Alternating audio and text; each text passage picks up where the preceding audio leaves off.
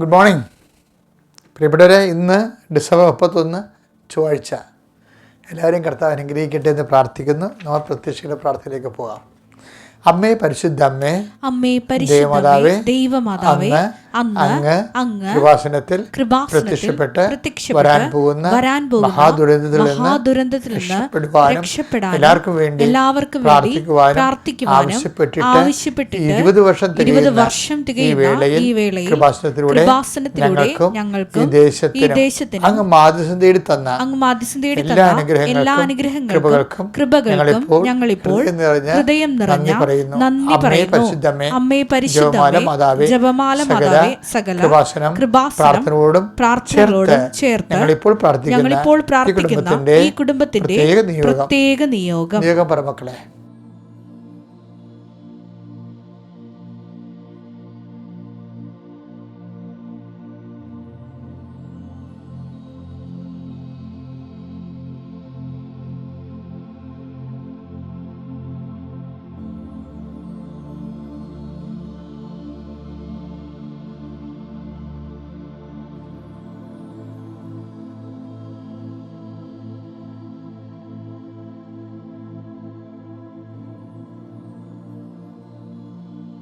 അമ്മയുടെ പ്രത്യക്ഷീകരണത്തിന്റെ ഈ ദ്വാദശക വേളയിൽ ഞങ്ങൾക്ക് സാധിച്ചു തരുവാൻ കനിയണമേ. ആമേൻ. വിശ്വാസ പ്രമാണം.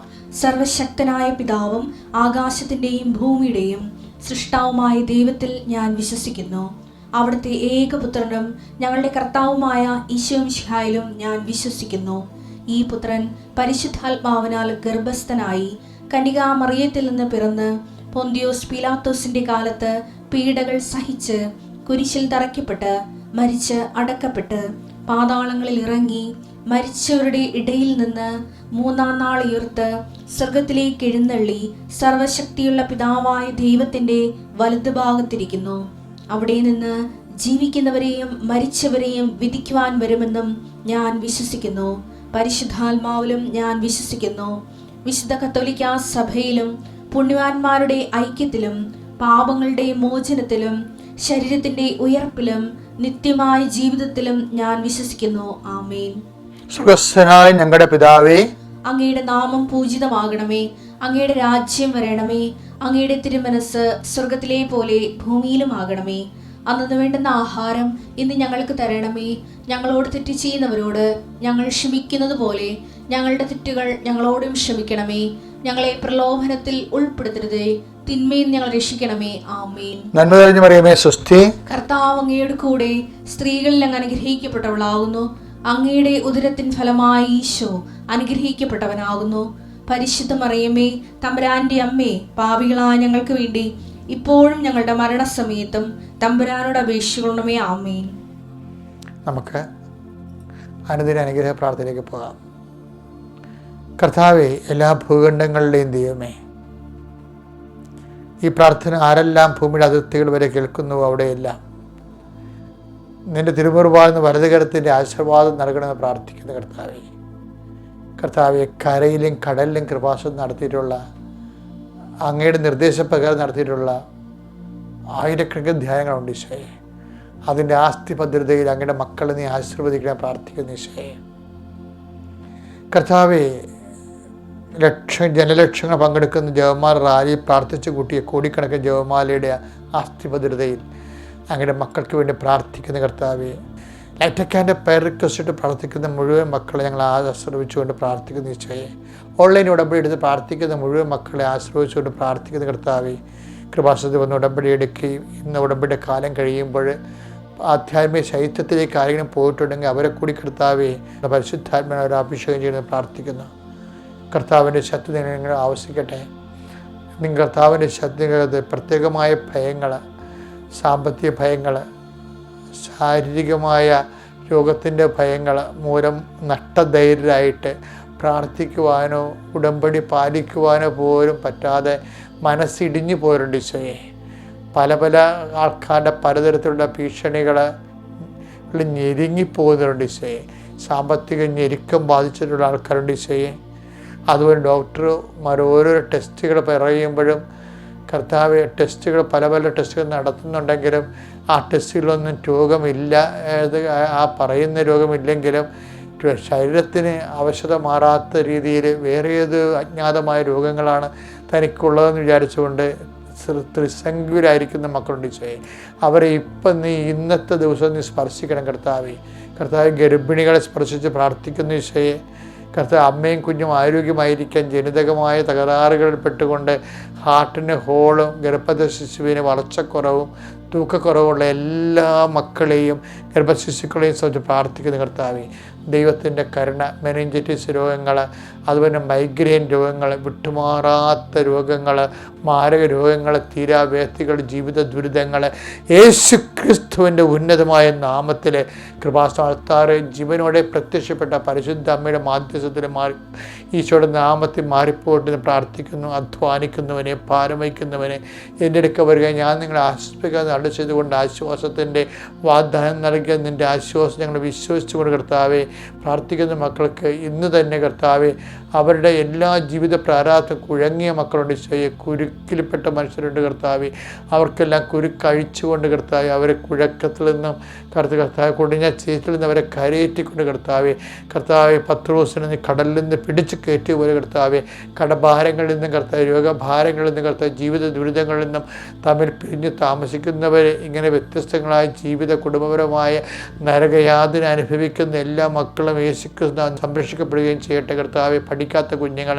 തെറ്റായ പ്രണയത്തിൽ ബന്ധപ്പെട്ടിരിക്കുന്നത് ജീവിതകാലം മുഴുവനും നാശക്കോടാലിയായി ജീവിക്കുന്നവർ, അതുപോലെ തൊഴിലില്ലാത്തവർ, തൊഴിൽ തേടി അലയുന്നവർ, തൊഴിൽ നഷ്ടപ്പെട്ടവർ കർത്താവ് അവരെല്ലാം കണ്ണീരോടെ കുടുംബത്തിൽ എങ്ങനെ ജീവിക്കും, എങ്ങനെ ഭക്ഷണം കഴിക്കും, എങ്ങനെ മാന്യതയോടെ ജീവിക്കും എന്ന് വിചാരിച്ചുകൊണ്ട് പരിഭ്രമിക്കുകയും വേദനിക്കുകയും ചെയ്യുന്നുണ്ട് ഈശോയെ. അവരെല്ലാം നീ ആശ്വസിപ്പിക്കുകയും ഇന്ന് ഞങ്ങൾ എവിടെയെല്ലാം പോകുന്നുവോ, എന്തെല്ലാം സംസാരിക്കുന്നുവോ, ആരോടെല്ലാം ഇടപെടുന്നുവോ, ജീവിതയാപനയ്ക്ക് വേണ്ടിയുള്ള നട്ടോട്ടങ്ങളിൽ കർത്താവെ നിസ്സഹായ നിൽക്കുന്നവരെ നീ സന്ധിക്കണം പ്രാർത്ഥിച്ചുകൊണ്ട് എൻ്റെ കർത്താവിൻ്റെ ഉന്നതമായ നാമത്തിൽ സഭയുടെ അധികാരത്തിൽ കുരിശിൻ്റെ അടയാളത്തിൽ ദൈവകൃപ നിൻ്റെ ആവശ്യിക്കട്ടെ. Lord infuse your spirit of power and grace.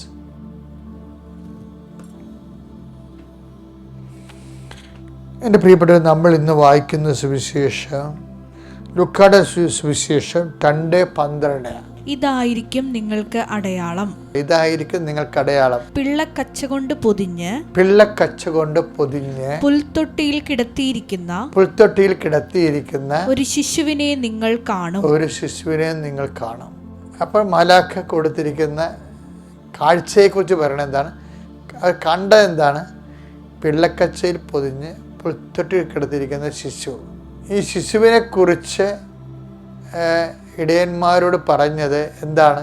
എല്ലാ മനുഷ്യർക്കും വേണ്ടിയുള്ള, വായിച്ചേ, ലൂക്കാ 2:10. ലൂക്കായുടെ സുവിശേഷം 2:10 വാക്യം. ദൂതൻ അവരോട് പറഞ്ഞു, ഭയപ്പെടേണ്ട, ഇതാ സകല ജനത്തിനു വേണ്ടിയുള്ള വലിയ സന്തോഷത്തിന്റെ സദ്വാർത്ത ഞാൻ നിങ്ങളെ അറിയിക്കുന്നു. അപ്പൊ ഇതാണ് 2 കാര്യങ്ങൾ. ഒന്ന്, പിള്ളക്കച്ചയിൽ പൊതിഞ്ഞ പുൽത്തൊട്ടി കിടക്കുന്ന ശിശുവിനെ നിങ്ങൾ കാണും എന്ന് പറയും. പിന്നെ കേട്ടത് എന്താണ്? ഈ ശിശു തന്നെയായിരിക്കും സകല ജനങ്ങൾക്ക് വേണ്ടിയുള്ള സന്തോഷത്തിൻ്റെ സദ്വാർത്ത. അതുകൊണ്ടാണ് കാണുകയും, പിന്നെ വായിച്ച് ലൂക്കാ 2:20. തങ്ങളോട് പറയപ്പെട്ടതുപോലെ കാണുകയും കേൾക്കുകയും ചെയ്ത സകല കാര്യങ്ങളെയും കുറിച്ച് ദൈവത്തെ മഹത്വപ്പെടുത്തി സ്തുതിക്കുകയും ചെയ്തുകൊണ്ട് ആ ഇടയന്മാർ തിരിച്ചുപോയി. ഇതെന്താ സംഭവിച്ചു കഴിഞ്ഞാൽ, ഈ നമ്മുടെ കരിസ്മാറ്റിക് സഹോദരങ്ങൾ പ്രാർത്ഥിക്കത്തില്ലേ? ചില വിഷയങ്ങൾ പറഞ്ഞ് പ്രാർത്ഥിക്കത്തില്ലേ? ചില സാഹചര്യങ്ങൾ എടുത്തു പറഞ്ഞ് പ്രാർത്ഥിക്കത്തില്ലേ? അതുപോലൊരു പ്രാർത്ഥനയാണ് അവിടെ നടന്നതെന്നാണ് വിശുദ്ധ ലൂക്കാ പറയണത് 2:20. എന്താണ്? തങ്ങളോട് പറയപ്പെട്ടതെല്ലാം കാണുകയും കേൾക്കുകയും ചെയ്ത കാര്യങ്ങളെക്കുറിച്ച് വിസ്തരിച്ച് പറഞ്ഞുകൊണ്ട് സ്തുതിച്ചു. ഇങ്ങനെ പറയുമ്പോഴെന്താണ് കേൾക്കുന്നത്? ഇതെല്ലാം കേൾക്കണ ഒരാളുണ്ടായിരുന്നു അവിടെ. ആരാണത്? മറിയം. അമ്മ ഇവരുടെ പ്രാർത്ഥന കേൾക്കാറുണ്ട്. ആട്ടിടയന്മാർ പറയാറുണ്ട്. എന്താണ്? അവർ കണ്ട കാര്യം പറയുന്നുണ്ട്. അവർ കാണുമെന്ന് പറഞ്ഞ കാര്യം പിള്ളക്കച്ചയിൽ പൊതിഞ്ഞ് പുൽത്തൊട്ടി കിടത്തിയിരിക്കുന്ന ശിശു, അതവർ പറയുന്നുണ്ട്. പിന്നെ എന്താ അവർ പറയണത്? അതായത് പിന്നീട് അവർ പറയണത് തങ്ങളോട് പറയപ്പെട്ട മറ്റു കാര്യങ്ങൾ എന്താണ്? എല്ലാവർക്കും വേണ്ടിയുള്ള സന്തോഷത്തിൻ്റെ സദ്വാർത്ത. ഇതാണ് അവർ കേട്ട കാര്യങ്ങൾ. കണ്ട കാര്യങ്ങളും അവിടെ പ്രാർത്ഥനയുടെ വിഷയമായപ്പോൾ അവിടെ പ്രാർത്ഥനയെന്നാണ് പരിശുദ്ധ അമ്മ ഇതെല്ലാം മനസ്സിലാക്കിയെടുക്കണത്.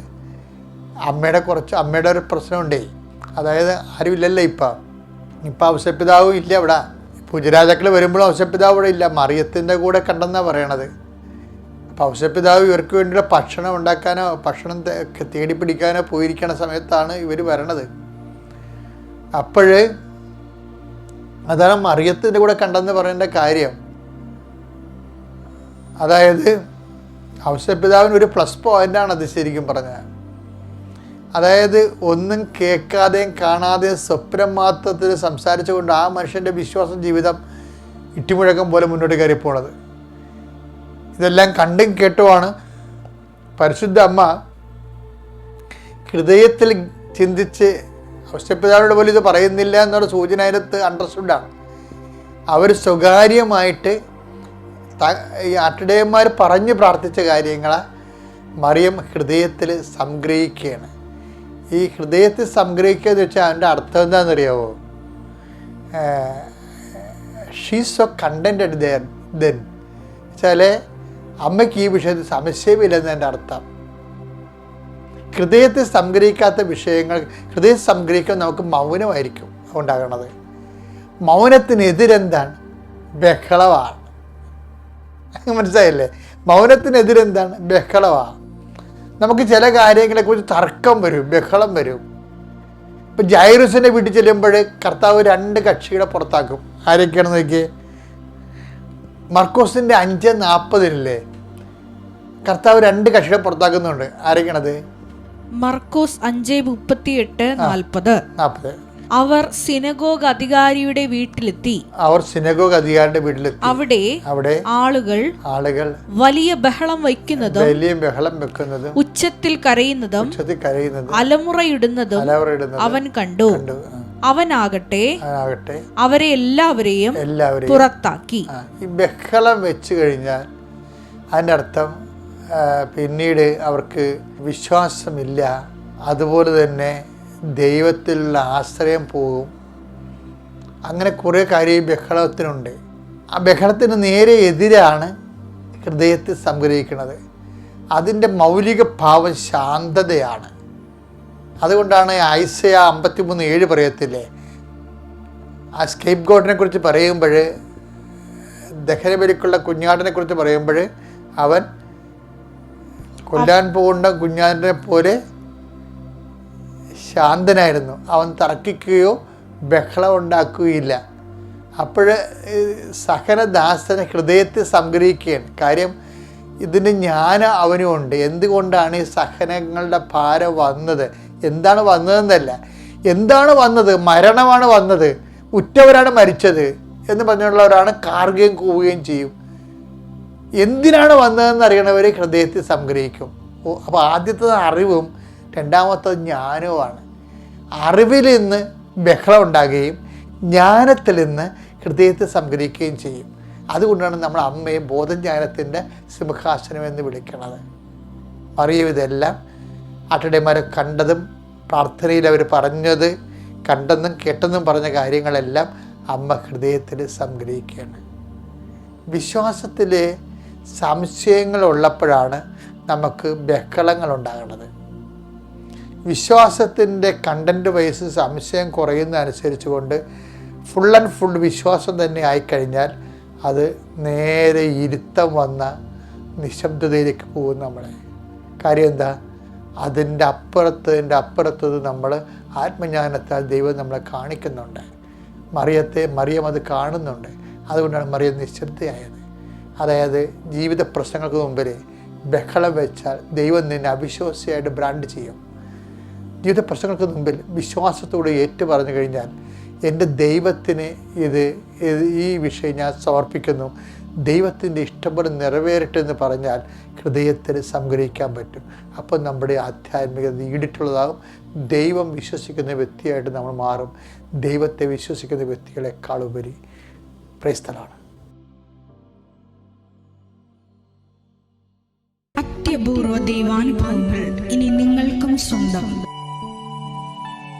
ഈ യൂട്യൂബ് ചാനൽ ഇതുവരെ സബ്സ്ക്രൈബ് ചെയ്തിട്ടില്ലെങ്കിൽ ഇപ്പോൾ തന്നെ സബ്സ്ക്രൈബ് ചെയ്യുക.